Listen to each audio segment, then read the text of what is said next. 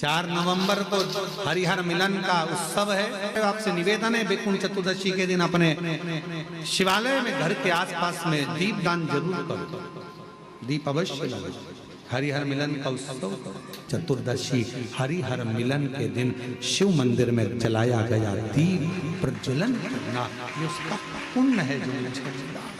केवल एक दिन वैकुंठ चतुर्दशी का ऐसा होता है जिस दिन शालिग्राम भगवान को रात्रि के समय पर, हरिहर मिलन के समय पर भगवान शिव जी को तुलसा चढ़ती है और भगवान शालिग्राम भगवान को बेलपत्र चढ़ती है, और वो तुलसा और बेलपत्र को शहद की शीशी में भर कर रखा जाता है। फिर उस शहद को जो बच्चा विद्वान नहीं है, पढ़ने में कमजोर, उसको दिया जाता है। कई लोग उसको नेत्रों में लगाकर नेत्र ज्योति को बढ़ाते हैं। बड़ी हरिहर मिलन की महत्वता का वर्णन।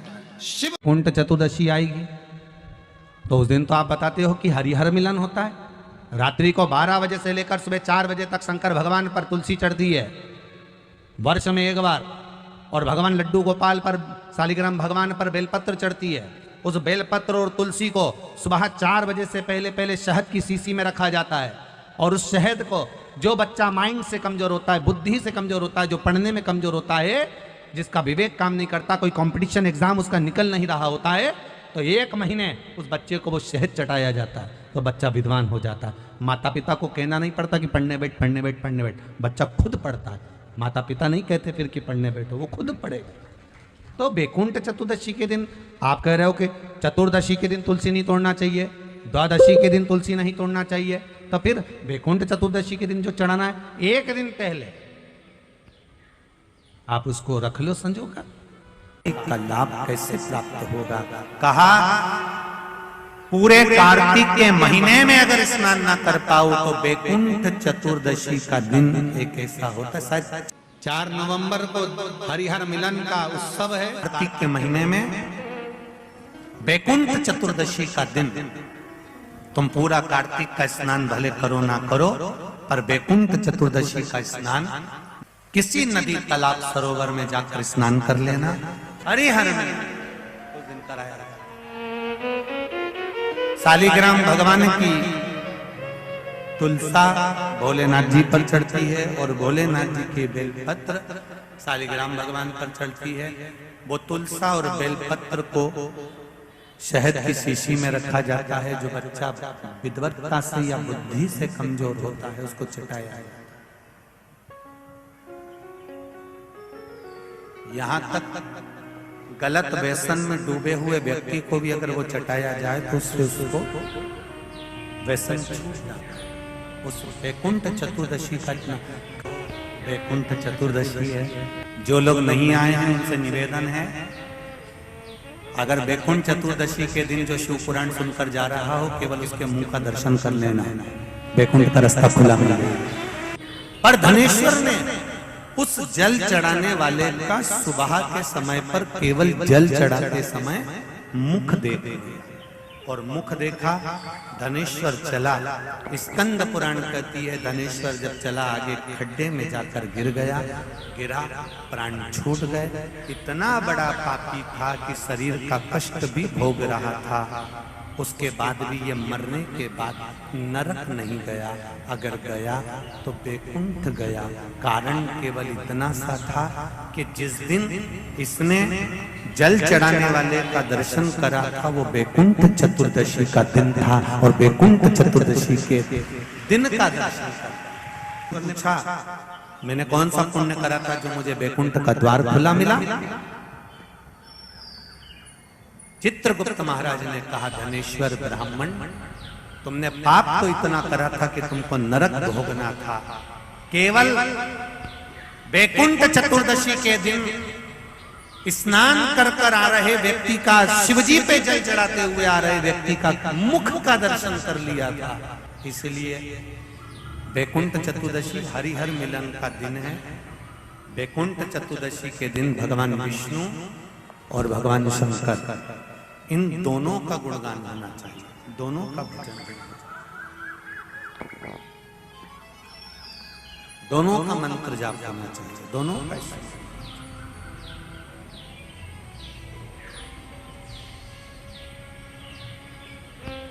आप सबसे निवेदन है, कल हरिहर मिलन के दिन आपके घर में शिवलिंग होगा और लड्डू गोपाल होंगे।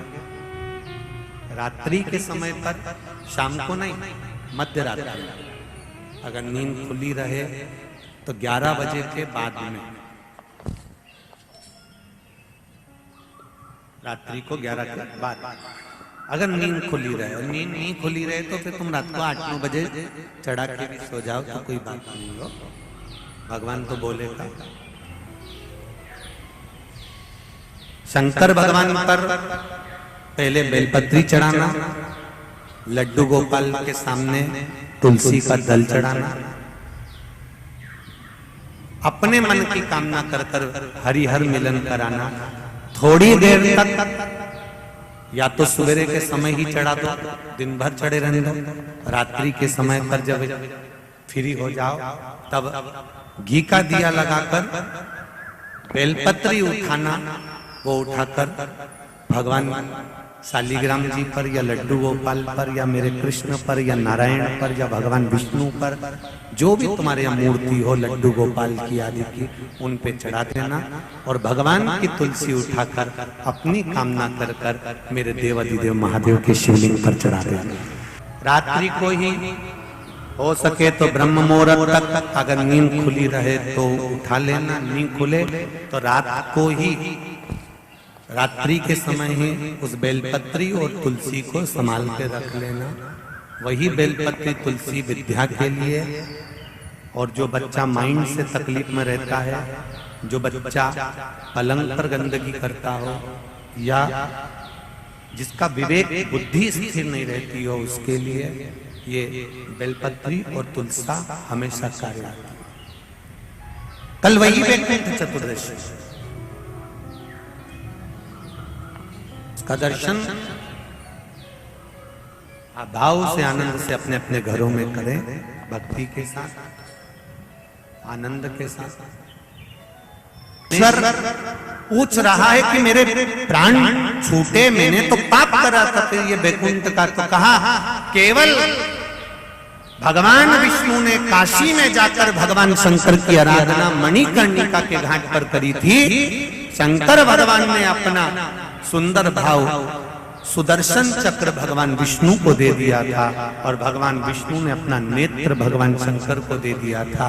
तब भगवान विष्णु ने कहा था देवऋषि नारद से, नारद पूरे वर्ष में केवल एक दिन ऐसा रहेगा वैकुंठ चतुर्दशी का, जिस दिन मेरा दरवाजा 24 घंटे खुला रहेगा, जो पापी से पापी जीव है वो भी प्रवेश करेगा। ये वैकुंठ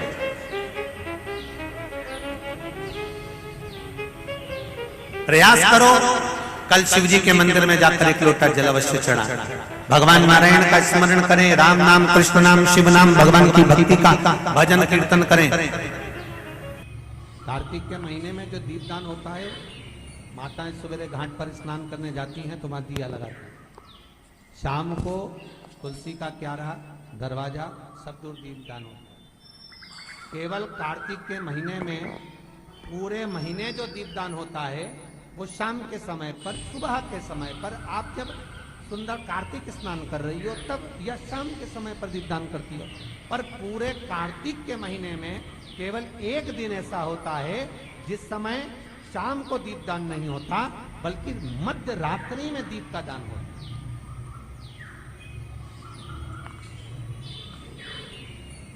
पूरे कार्तिक में एक ही दिन होता है।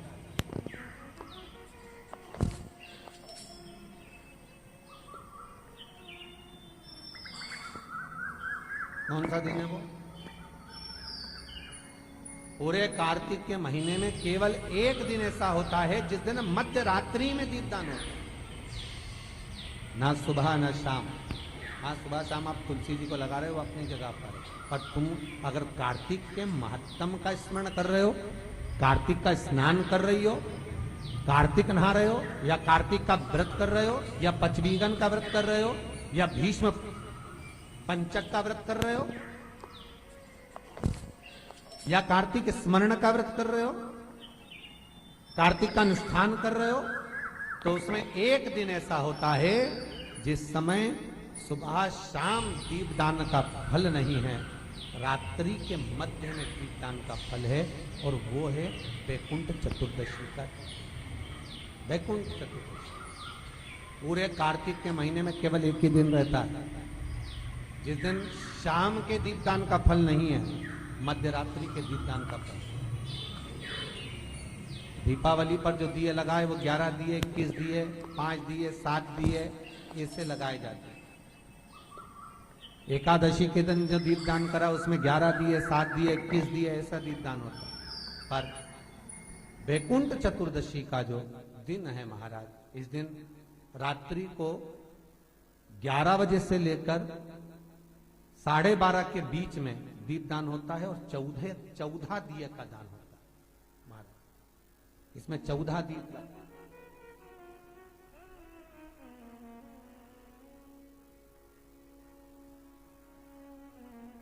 14 दीपों का दान है। निवेदन है आप सबसे कि प्रयास करना कि घर के बाहर आप एक दीप, जहां पर आपका जलाशय है, पानी का स्थान है, वहां रख दें, और एक दीप तुलसी के क्यारे के पास रखें। बाकी के दीप आप घर के बाहर लगा। 14 दीप, और वो भी मध्य रात्रि, क्योंकि उस दिन हरि और हर का मिलन हुआ था। तो इतनी रात को दीपदान का क्या प्रमाण है महाराज जी, क्या वर्णन है? तो शिव महापुराण में लिखा है, स्कंद पुराण में लिखा है, विष्णु पुराण में लिखा है, पद्म पुराण में स्पष्ट किया गया है कि वैकुंठ चतुर्दशी के दिन भगवान नारायण भगवान शंकर से मिलने के लिए काशी गए। हाँ, तब भगवान नारायण के सामने शिव प्रसन्न होकर भगवान नारायण को गले से लगाते हैं। इसको हमारे हिंदू धर्म में हरि हर मिलन कहते हैं। इसलिए वैकुंठ चतुर्दशी के दिन हरि हर मिलन, हरि हर मिलन, वैकुंठ चतुर्दशी। महाराज निवेदन करूंगा, जिसकी किडनी गड़बड़ हो गई हो, जिसका लीवर गड़बड़ हो गया हो, जिसको डायलिसिस चल रहा हो और छूट नहीं रहा हो, वैकुंठ चतुर्दशी के दिन नदी के घाट पर, नदी, तालाब, सरोवर, कुआं, बावड़ी जो हो, उसके तट पर 14 दीप लगाकर, पीपल के पत्ते पर शहद डालकर, और उसमें एक काली मिर्ची शंकर जी का नाम डालकर, बोलकर उसमें चढ़ा दें। उसी पत्ते की काली मिर्ची, थोड़ा सा शहद घाट पर डाल दें, और उस पत्ते को घर पर लेकर आ जाए।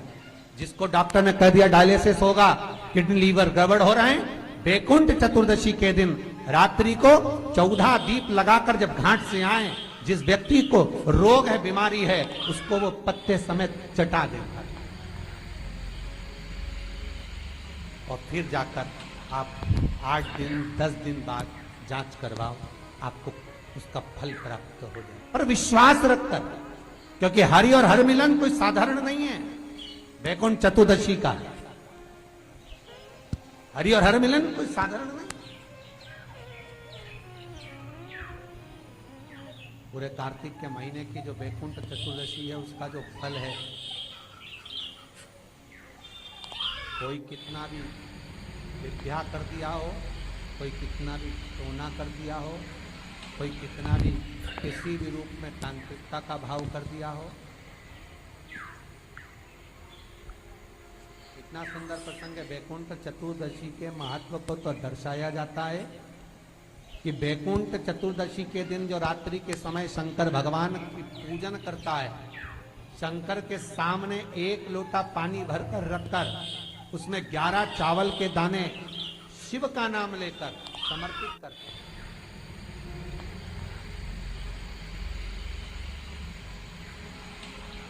शिव का नाम लेकर,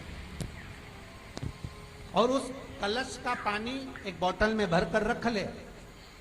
जिस बंजर भूमि में, सूखी भूमि में भी पानी नहीं आ रहा हो, कितने बोर लगा लिया हो, कितने भी पानी निकालने का प्रयास किया गया हो, वो पानी डालकर वहां बोरिंग करवा दिया जाए। पानी निकलना प्रारंभ हो गया। आज क्या है? जम के बोलो, वैकुंठ चतुर्दशी। भगवान शिव जी ने कहा, नारायण केवल इतना सा वर दीजिए, व्यक्ति हमेशा अपने कर्म के अनुसार स्वर्ग का भोग भोगता है, वैकुंठ का भोग भोगता है, पर वैकुंठ चतुर्दशी का दिन केवल ऐसा रहे, एक दिन वैकुंठ का दरवाजा पूर्ण तरह से खुला रहे, कैसा भी पापी से पापी जीव भी हो, शिव और नारायण का नाम लेकर वैकुंठ में प्रवेश कर जाए, ऐसा वर शिव। सबसे निवेदन है, बड़े आनंद के साथ में अपने घर में वैकुंठ चतुर्दशी का स्मरण करो। लड्डू गोपाल पर तुलसी दल और भगवान शिव पर बेलपत्री चढ़ाओ। चढ़ाकर थोड़ी देर रखने के बाद में, जब रात्रि का समय हो, अगर ज्यादा रात तक नहीं जग सको 10-11 बजे तक, तो 9 बजे भी कर दोगे चल जाएगा। पर है इसमें निशा का वर्णन, मतलब 11 बजे के बाद ही चढ़ाया जाता है और ब्रह्म मुहूर्त के पहले। वैसे तो रात्रि के समय चढ़ाया, लगभग आधा घंटा पौन घंटा चढ़े रहने दो, उसके बाद में आप वो बेलपत्री जो आपने चढ़ाई है, ठाकुर जी को तुलसी, भोलेनाथ जी को बेलपत्र, रात्रि को आधे घंटे के लिए हरिहर मिलन जब कराओ, एक घी का दिया लगा दीजिए, भगवान को विनती करो, श्रीमन नारायण का जाप करो, फिर श्री शिवाय नमस्तुभ्यम या ओम नमः शिवाय का जाप करो, या महामृत्युंजय का जाप करो, पंचाक्षर षडाक्षर मंत्र का जाप कर कर तुलसी दल उठाकर भगवान शिव को जब चढ़ाओ, तब श्रीमन नारायण या ओम नमो भगवते वासुदेवाय राम नाम कृष्ण नाम का जाप कर कर शिव जी को समर्पित कर दो। शिव जी की बेलपत्र उठाकर श्री शिवाय नमस्तुभ्यम बोलकर या पंचाक्षर मंत्र ओम नमः शिवाय षडाक्षर मंत्र ओम नमः शिवाय बोलकर उस बेलपत्र को भगवान लड्डू गोपाल पर या शालिग्राम भगवान पर या भगवान विष्णु पर, जो भी आपके यहाँ, अगर किसी के यहाँ पर मूर्ति नहीं है तो चित्रपट पर भगवान विष्णु का चित्र हो, फोटो हो, कृष्ण का फोटो हो, राम का फोटो हो, शिव का फोटो हो। जरूरी नहीं कि आपके यहाँ अगर मूर्ति नहीं है तो आप मूर्ति खरीदने बाजार चले जाओ। चित्र है, उस चित्र पर भी दिल से समर्पित कर कर उस बेलपत्री और शहद, बेलपत्री और तुलसी दल को रखिए। अगर साल भर वैसे ही रखना है किसी कार्य के लिए तो वैसे रखो, और अगर बच्चों के लिए तैयार कर रहे हो तो उसको शहद में डालकर रखकर बच्चों को अवश्य उसको चढ़ाओ। विद्वत्ता का ये बुद्धि, आनंद, ऐसी सुंदर हरिहर मिलन है। वैकुंठ चतुर्दशी है और उसके बाद अगले दिन इसकी पूर्णिमा, और कोई साधारण सी पूर्णिमा नहीं है, कार्तिक की पूर्णिमा है। भगवान विष्णु का एक अवतार कार्तिक की पूर्णिमा के दिन हुआ था। 24 अवतार में से एक अवतार मत्स्य अवतार।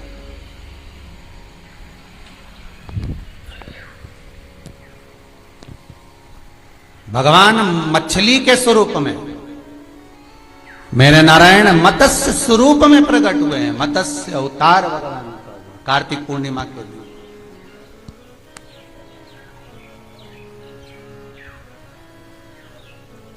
ये 2 दिन वैकुंठ चतुर्दशी की रात्रि और कार्तिक पूर्णिमा का दिन,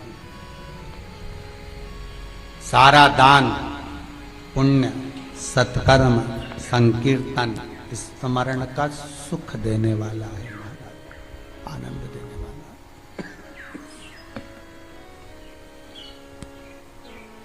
सुख आनंद की पूर्णता इसमें।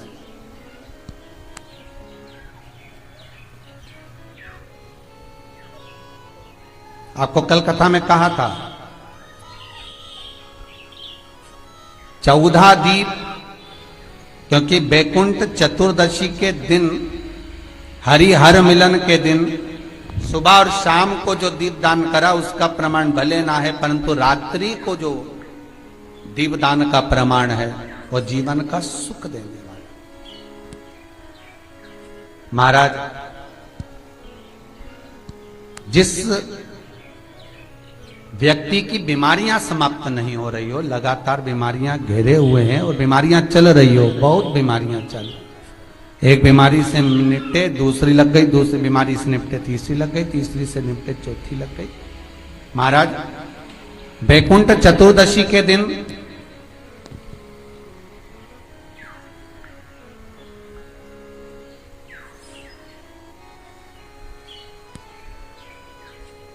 जब भगवान नारायण मणिकर्णिका के घाट पर पहुंचते हैं, और मणिकर्णिका का घाट कोई साधारण नहीं है,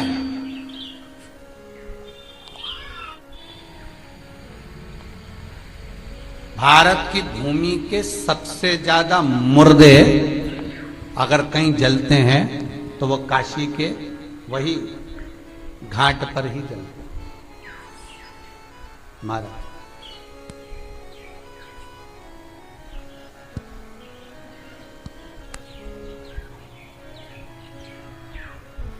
तंत्र विद्या, देव विद्या, अघोर विद्या, रतन विद्या, सारी विद्याओं का स्मरण वैकुंठ चतुर्दशी के दिन अच्छी अच्छी विद्या सब नारायण और शिव का स्मरण करती है। महाराज,